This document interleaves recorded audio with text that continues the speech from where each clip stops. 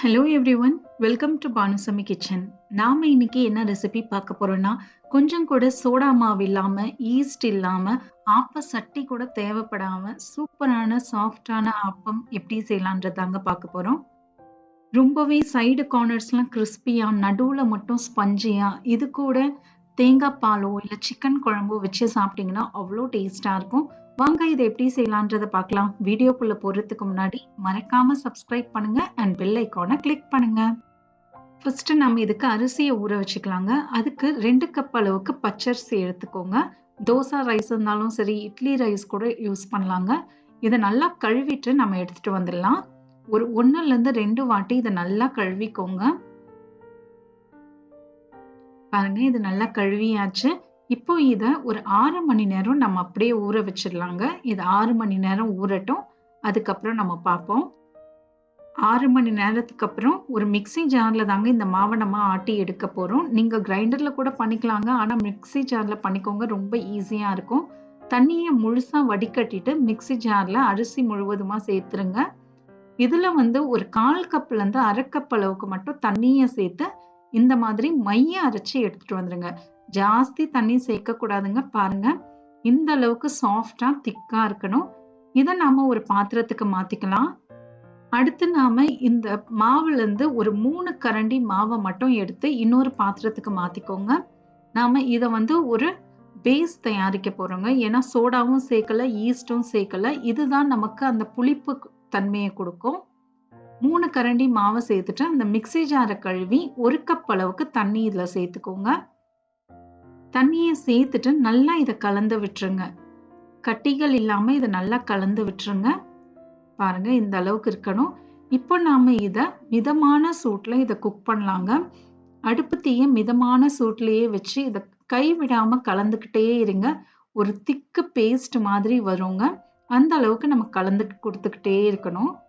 கரெக்டா ஒரு 1லேருந்து 2 நிமிஷம் இந்த மாதிரி பண்ணிக்கிட்டே இருங்க. பாருங்க, நமக்கு திக்காயிடுச்சு. இது ஆறட்டுங்க. ஆறின பிறகு இதை நம்ம அரைச்சி எடுத்துட்டு வரலாம். இப்போ ஒரு மிக்ஸி ஜார் எடுத்துக்கோங்க. இதுல 1/2 கப் அளவுக்கு துருவின தேங்காவை சேர்த்துக்கோங்க. இது கூடவே நாம பண்ணி வச்சிருந்த அந்த அரிசி மாவு பேஸ்டையும் இதுல சேர்த்துருங்க. நல்லா ஆறின பிறகு சேர்த்துக்கோங்க. இது கூடவே ஒரு 3லேருந்து 4 டேபிள் ஸ்பூன் அளவுக்கு சர்க்கரை சேர்த்துக்கோங்க. இதெல்லாம் சேர்த்துட்டு ஒரு 1/2 கப் அளவுக்கு தண்ணியை சேர்த்து இதை பேஸ்ட் மாதிரி அரைச்சி எடுத்துட்டு வந்துடலாம். பாருங்க, இந்த அளவுக்கு பேஸ்ட் மாதிரி அரைச்சி எடுத்துட்டு வந்துடணும். இப்ப நாம இதை மாவுல சேர்த்துக்கலாங்க. இப்ப நாம இதை நல்லா கலந்து விட்டுக்கலாங்க. மாவு பாத்தீங்கன்னா கன்சிஸ்டன்சி திக்கா தாங்க இருக்கணும். நம்ம அடுத்த நாள் தான் இதுல தண்ணியை சேர்ப்போம். ஏன்னா புளிக்க புளிக்க மாவு அந்த தேங்காய் எல்லாத்துல இருந்தும் தண்ணி கொஞ்சம் விடுங்க. பாருங்க, இதுதான் கரெக்ட் கன்சிஸ்டன்சி மாவுது. இப்போ இதை தட்டு போட்டு 10 மணி நேரம் இதை அப்படியே வெளியிலேயே வச்சிருங்க. நல்லா மாவு உப்பி வரும். 10 மணி நேரத்துக்கு அப்புறம் நம்ம பார்ப்போம். நான் நைட்டு ஃபுல்லா மாவை வச்சுட்டேங்க. மறுநாள் காலையில 9 மணி போல பாருங்க, மாவு நல்லா புளிச்சிருக்கு. பாருங்க, எவ்வளோ சாஃப்டா இருக்கு. இதுதான் கரெக்ட் ஸ்டேஜ். மாவு இந்த அளவுக்கு புளிச்சிருந்தாதான் ஆப்பமும் நம்ம சுடும் போது நல்லா கிறிஸ்பியா ஸ்பஞ்சியா வருங்க. இப்போ இதை நல்லா கலந்து விட்டுக்கலாம். இப்போ நாம இதுல தேவைக்கேற்ப உப்பு சேர்த்துக்கலாங்க. இது கூடவே ஒரு 1/2 கப்ல இருந்து 1 கப் அளவுக்கு தண்ணி சேர்த்துக்கோங்க.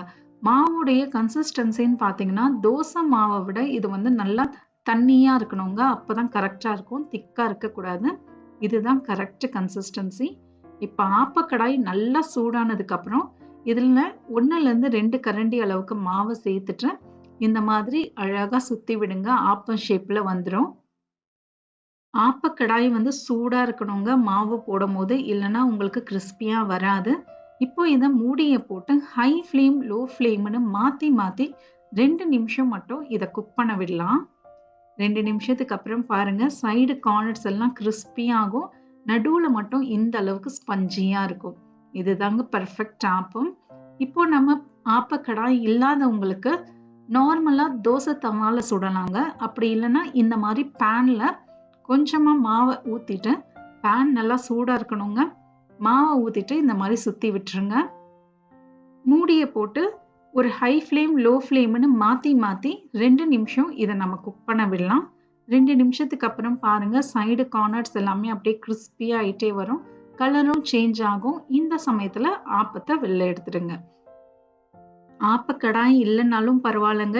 அதே அளவுக்கு டேஸ்டா சூப்பராவே இருக்கும்.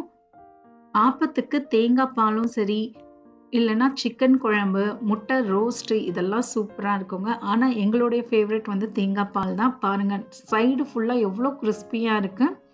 நடுவுல பார்த்தீங்கன்னா அந்த அளவுக்கு ஸ்பஞ்சியா இருக்குங்க. இதே அளவுகளோட இதே மெத்தட நீங்களும் ட்ரை பண்ணி பாருங்க. உங்களுக்கும் சூப்பராவே வரும். ட்ரை பண்ணி பார்த்துட்டு எப்படி வந்ததுன்றத எனக்கு கமெண்ட்ஸ்ல சொல்லுங்க. மறக்காம சப்ஸ்கிரைப் பண்ணுங்க அண்ட் பெல் ஐகானை கிளிக் பண்ணுங்க. இன்னொரு வீடியோல உங்களை நான் பார்க்குறேன். தேங்க் யூ ஃபார் வாட்சிங்.